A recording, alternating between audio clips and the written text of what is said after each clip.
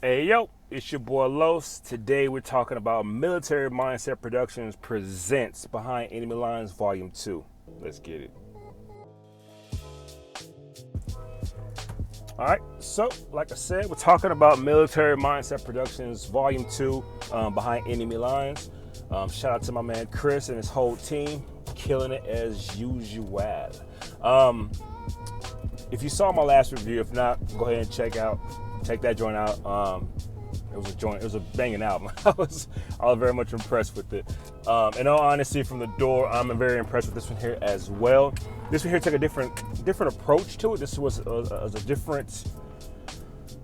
It's like they had a different target on this album as opposed to the last album. I like the last one more so lyrically, but this one here to me had more of a theme. And the theme seemed to kind of fit where we are in the world today, where basically, not just that we're in need of Christ, but we're in need of Christ to hold us, right? And I get that mainly from the first two songs. So the first three, Eshawn Burgundy comes in, and I'm a fan of Eshawn, but I get a lot of gripe about this, but Eshawn will always find some way to throw in there how he got shot or shot at, right? I don't care what song it is, I don't care what the feature is, you go back and check. 9 times out of 10, Eshawn Burgundy has somehow, some way threw in that he got shot at. It just is what it is. But just a straight verse. Nice little set of bars, just glorifying the Lord, exalting him, giving, in a sense, his testimony as how the Lord brought him through, and just it's a dope song. I really enjoyed it. No disrespect to Johnson, but this was Jay Johnson. Sorry, this was a better intro to the album as opposed to the last one. And the last album, sorry, and that song was entitled Bars, and like I said, there was no bars in it. This here wasn't necessarily about bars, but just more so about a skillful MC glorifying the Lord, and I appreciate it. Next up, we have Seal Out of the Corner. Hope in the Struggle is his song. I said it before and I said it again. I'm gonna continue to always be just honest up front with everybody, regardless of who, what, when, where. I'm not a fan of Seal Out of the Corner. For some odd, strange reason, whenever he spits, I feel like he is just reading a story from somebody else, and he's trying to put his words into it and make it sound like it's him, but it's really, his man's in them. That's just me. I'm sorry, it's not disrespectful, but just the truth. However, on this song here, Hope in the Struggle was a beautiful, beautiful song. I'm not sure who the pastor was speaking or the man speaking. I'm assuming it's a pastor, it's a church service. Eric Mason, years back, so on Ambassador's Chop Chop or Milk to Meat, he did a sermon in a sense the same, almost word for word. And I'm not saying he stole anything, I'm just saying great minds think alike.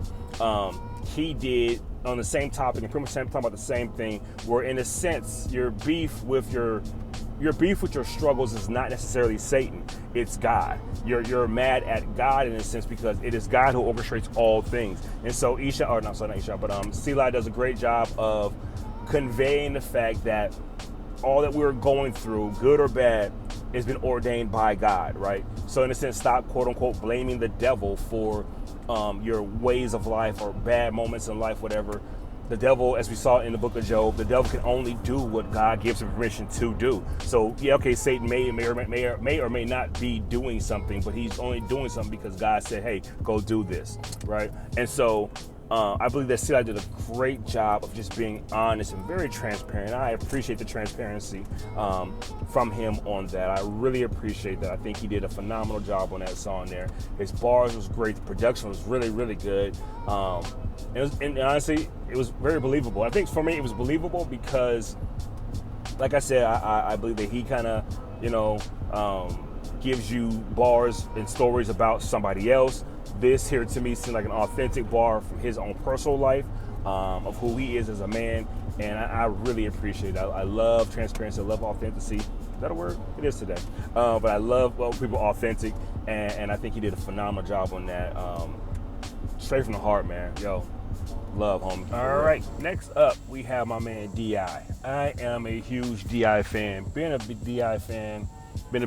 fan since, actually, I want to say before I heard him on Fanatics, Sweet 16. salvation was hard for me to see, like Shaq in a green jersey. Murked it. Even before, I think he's been with Fanatic for a hot one, right? And so he used to be, I always thought he was like this Fanatic's like little brother type ordeal, more like a discipleship. Sorry. More like discipleship or whatnot. But D.I. has always been a killer on the mic, just bar influenced MC. Always, D.I. has always been the guy that I always allude to in my mind when I think about Christian MCs that never forsake the gospel, while at the same time never forsake giving us true hip hop, Christian, just hip hop in general, man, just bars. And this song here I've heard before, That's Me. Dope song, very creative song as always, just full of bars. Basically saying that he's gonna, work for the Lord even after he gets to heaven. He plans on working, and you know what I'm saying, and not. And so, always a fan. My only, if you want to say gripe against D.I., right, is and has always been his subtle, like, brag, but yet not brag, right? So at the end of the song, he makes a statement where he says, basically, if a beat comes to me, I'm gonna murk it, basically, paraphrase, but that's basically what he said. Basically, leave it smoked or something like that. He goes, but then he says, but not because I'm awesome, but because God is awesome, right? And that to me is although I get the East Coast, Fanatic is one of my favorite top 10 MCs, and he has subtly alluded to some of the same sentiments throughout his time, nowhere near like bragging, but so it's just the East Coast thing. My point I'm getting at, and so D.I. kind of, to me, does it a little bit too much. It's a lot of God is dope, you know what I'm saying, but I'm kind of cool too. You know what I'm saying? But that honestly is not me trying to throw shade on him in any kind of shape, form, or fashion. I think he's a dope MC. But if I can be honest with you though, it does, every time I hear it, and I'm just a straightforward guy, you guys know I'm honest. For those that's followed me for a while, you know that I just try to keep it always 100 with you. But it reminds me, every time I hear a D.I. song, right, once again, I promise you no shade, and I don't know how to word this properly, which is why I did the video again. But it reminds me of Isaiah Thomas when he linked up with LeBron James in Cleveland, right?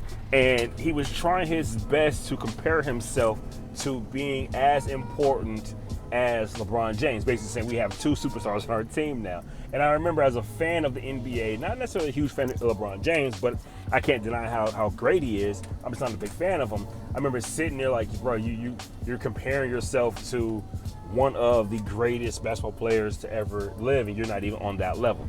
Once again, by no means am I saying that D.I. is comparing himself to the Lord. But as I hear this album, I always think like, bro, man, I'm not doing this video again because I can't get the wording right. I hope y'all understand what I'm saying. Basically, like I said, he's great for saying exalting the Lord. Don't get it twisted. Please don't misinterpret anything I'm saying.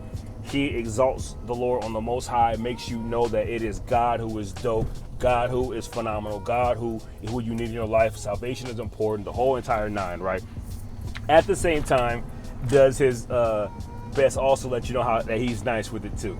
That that he's nice with the bars and that he'll murk it. And this song here was very, very bar heavy on that level where, you know what I'm saying, that's me, homie. I get busy. I gets down. You know what I'm saying? Once again, not throwing shade, just something that, I've always heard from D.I. and I just admire his bars, man. He's just a bar heavy MC, man. And I don't understand why he's not a household name per se.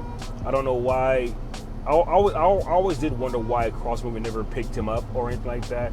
I always wonder why, Lampmo didn't scoop him or like that. I would love to hear the backstory on that. It just made simple math to me. But it's not my label. But yeah, D.I. is phenomenal, and that's my man though. That D.I. one's gonna haunt me forever. Anyways, next up we have Dre Murray Real. I am a decently respectful fan of Dre Murray.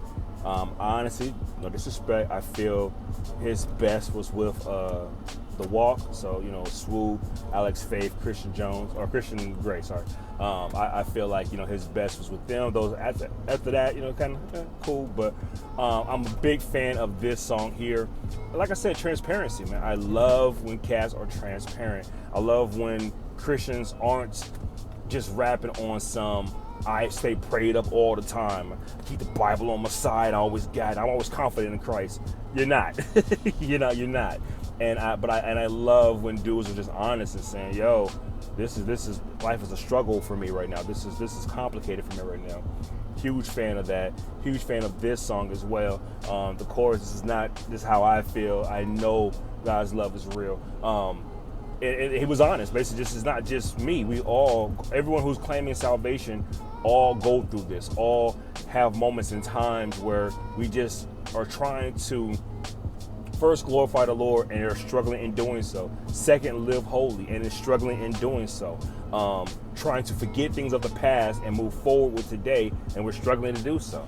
And this song is just a beautiful reminder of, even in that, I know that things is hard, things is rough, but I know God's love is real. And I appreciate the homie for, one, just being honest, man, being real about. I want to know who Anthony is. I think he's a cop. He said trying to avoid Anthony in those cop cars. And I'm assuming it might have been a local police officer who was just probably cool with the neighborhood, but at the same time doing his job. You know what I'm saying? And I respect that. But definitely a beautiful song.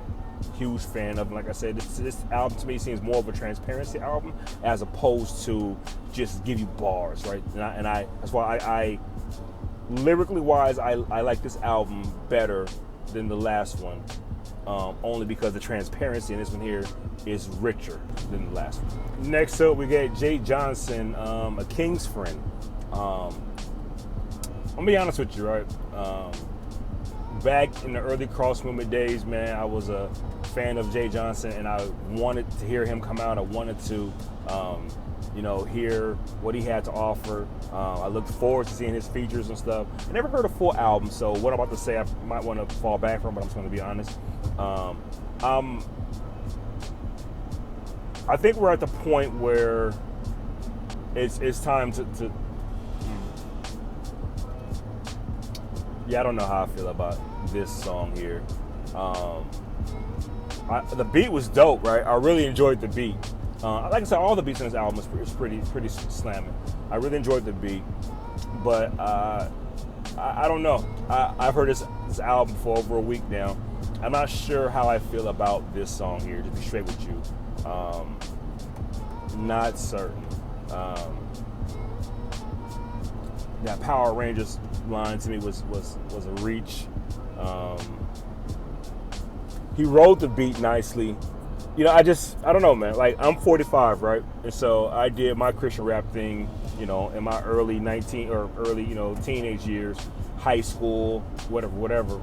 I think if I came back today, just wouldn't be hitting, you know what I'm saying? Because, rapping is an art, it's a sport, man. You gotta practice that joint. You gotta, stay on top of it, and because any year, any month, any time, another dude can come and take your spot, And so, I don't know. I'm being honest. I don't know how I feel about this song. One time, I don't know. Not gonna lie. I may do another video later on. I'm probably not, actually. That's a lie. Yeah, I don't know how I feel about this song. I'm sorry.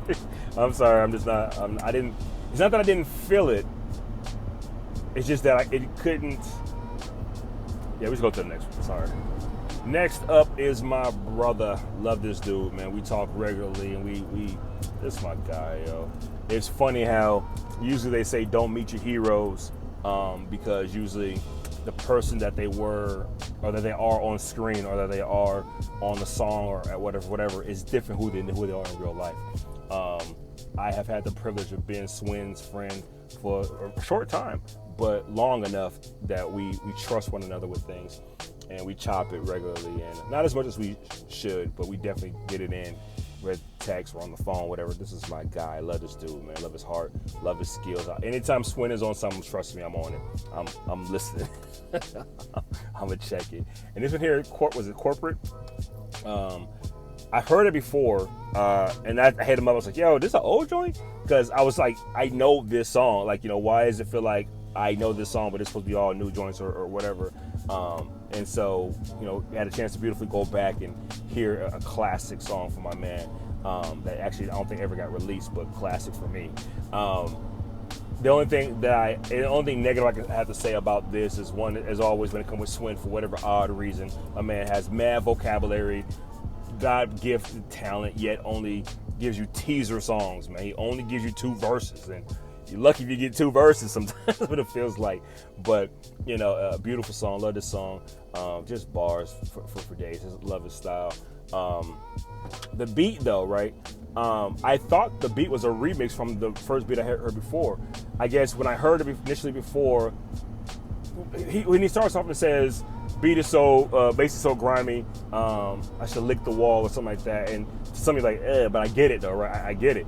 I expected a harder beat, man. Shout out to my man Chris once again. I wish Military Minded would have grabbed a hold of the audio if possible, and would have given him more of a grimier beat, man. This song needed a grimy beat, man. And the beat was cool. I don't want to say I don't think it fit the song. I just felt like the beat could have been better. You know what I'm saying? Which would have made the song 15 million more times better. And the song was already dope to me. So visualize, if the beat would have been doper, how much doper the song would have been. It's crazy. But yeah, cool song. Not gonna lie and say it's his best. And that's not necessarily his fault. It's just sometimes you can only do what you're gonna work with what you have. You know what I'm saying? And so I think he made the best out of a quote unquote okay beat, but could have been better. You know what I'm saying? The whole joint could have been better. Loved it. I liked him, sorry. That's my man. Love my man. But yeah, it could have been better though. Next up we have Jared Sanders. God is Good. Shout out to the guy on the chorus. Evan something I think. Sorry, I don't remember that. But great collaboration on this song. Beautiful production. Very soulful production, the kind of production where allows you to bob your head and feel the song, but at the exact same time, you're not overtaken by the production, that you're not able to be held captive in a sense by the lyrics. I love the production of this song, and I love everything he said on this song. Once again, transparency. To him and his wife, and just talking about how he wished he had the marriage he raps about, what I'm saying? And I think it's funny, man. I think a lot of us wish going back to what I said earlier about, do Christians always I'm always prayed up, man. I wish we were more honest and say, yo, I'm not, sometimes I don't pray at all, or I ain't been to Texas Lord knows how long, or whatever. I don't go to church, I wish we would be honest about that, as opposed to trying to come across always like He-Man, superheroes or whatever. But Jared did a dope job on this song. I love the transparency about almost going in debt trying to buy J's and stuff to look good for the masses, and and trying to pay bills, and things ain't working. I love that. I love this song. And the beautiful part about God is Good, how him and his wife just had a struggle, man. It was hard, but praise God they made it through, and they're good, and I love hearing that. Marriage is beautiful, and it's even more beautiful when God is involved and keeps things together, man. It's so beautiful. And I'm a huge fan of this song. Like I said, it's just a dope,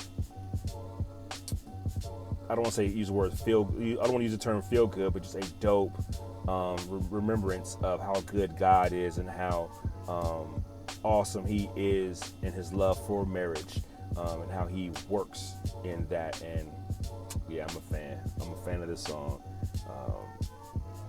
I think about it often, actually. I think about this song and the bars that he laid in this very, very often. And what I love, another thing I love, I'm sorry, I'm going a little long on this one. I love how he didn't paint the picture like she was the bad guy, right? Or bad lady, I guess. But he didn't paint the picture like it was all her. He was just honest, like, yo, I'm a mess up, I'm a screw up. I'm that. I don't always come across right, or I don't always whatever. I love that. I love when men can be men and say, yo, this is where I mess up, or I'm messing up, or where I messed up at in this thing here, and why it's not perfect. And you gotta respect it. Take my hat off to the homies for that, man. The transparency, just the honesty in general.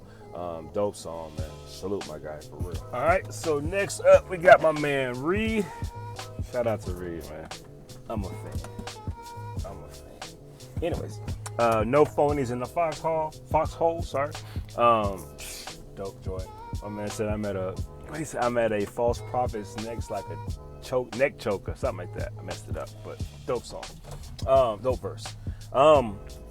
You really, this is gonna sound strange, but you really can't go wrong, I don't think, with the verses. I don't think he's ever going to or ever has given us just mediocre bars. I don't think he's ever, no one's perfect, of course, but most people aren't, out there trying to just every time kill it. Like, I've always had the impression when it comes to the homie, man, that he loves this craft, loves the Lord.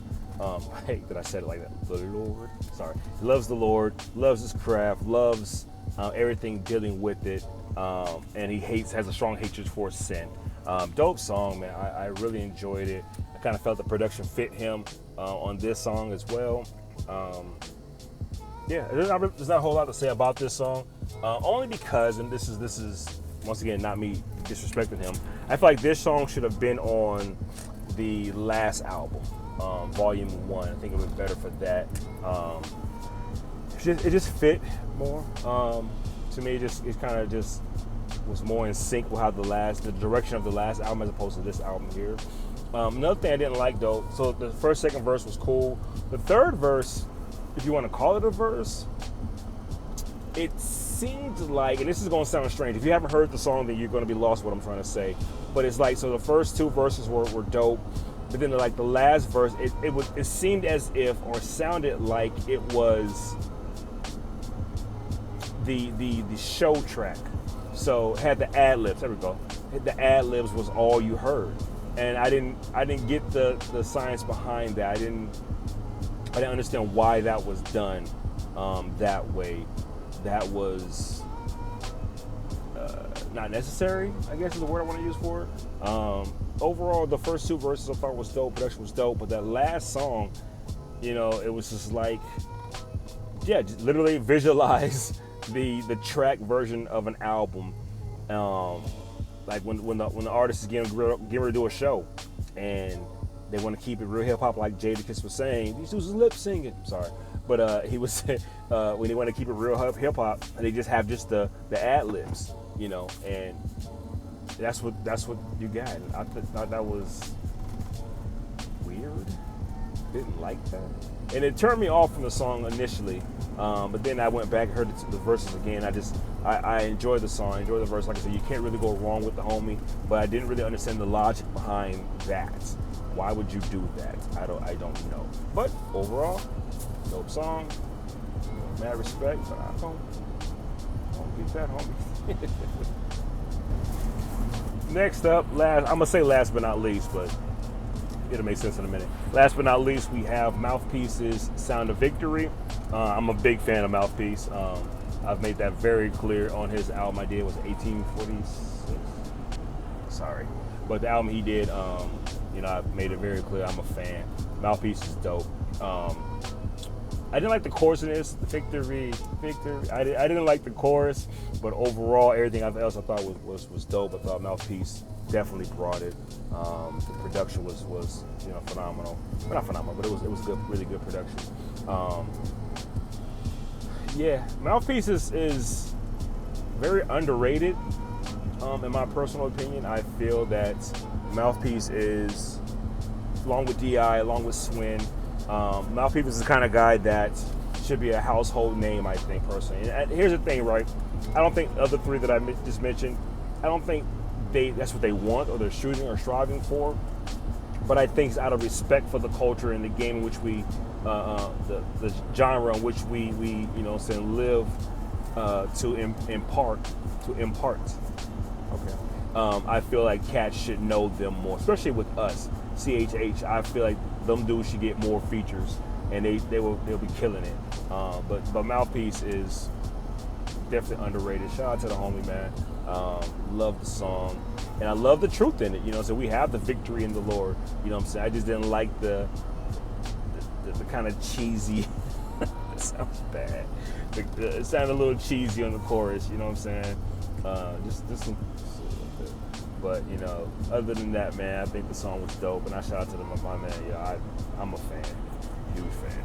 And last but not least, we have "Do It for the King" remix For the record, I changed outfits, not purposely.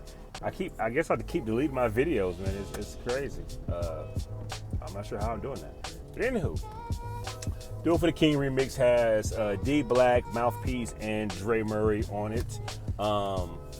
Surprisingly enough, my man D Black was not on the album on any other song, which was shocking to me because I feel like he murdered his joint on the last one. And also his album, if you haven't got it, I forgot the name, I'll put it right here though.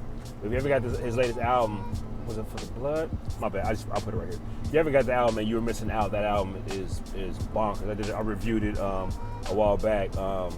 Good album, bro. But yeah, Do It For The King was a pretty good song, man, for real.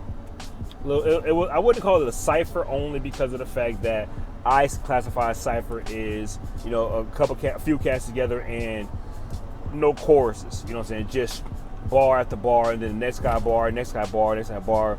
This had, bar, chorus, bar, chorus. I don't call those ciphers, but nevertheless, though, it's a dope feature song. Sorry, lost my train of thought. Really enjoyed it. Not gonna lie though, as always, got to keep it a buck. I was not impressed with Dre Murray's verse. I kind of felt like Dre Murray's verse was not needed. And like I said earlier, I'm a fan of Dre. I think Dre is a dope MC. But I just felt like the way he came in. Now, granted, what he said was dope. Everything he said was God honoring, and just whatever. But just his approach to it, I think, just really turned me off, man. Just his delivery was choppy, and it just didn't sit well with me, man. I tried my best to get into it, but I really could not, get it. Actually, it's just bad, man. I guess for me, what makes it bad is the fact when you know an MC's ability and they don't live up to that ability that they're known for living up to. It's kind of disappointing, to be honest with you. It's really disappointing. And I feel like he disappointed us, or at least me, on that song. But overall, song is dope. Pretty much explaining why they do it. They do it for the king, do it for the king. Can't be mad about that. And so, dope song, just not a fan of Dre Murray's verse. Anyways, all that to say, this album here is worth every penny. I pretty much beg you, go cop this album, help the squad out so they can make a volume 3. Everybody, man, brought it. Like I said on the first review of Behind Enemy Lines, Volume 1, something about Chris and his team, they seem to bring out the best in everybody. Everybody seems to want to give them, top-notch material and not just, corny stuff and just stuff they got, got sitting in the back. Let me get rid of this. Now they give them the top-notch, man, and I love that. I respect that. That to me speaks a lot about Chris and his character, where cats will respect him and his squad enough to give them their best, as opposed to just throw them, chump change type stuff, man. And I respect that. I love that. And so, man, please go cop this joint. Don't stream it. Don't borrow it. Definitely don't steal it. But spend the bread. It's worth every penny. All right, y'all. It's your boy Los. I'm out.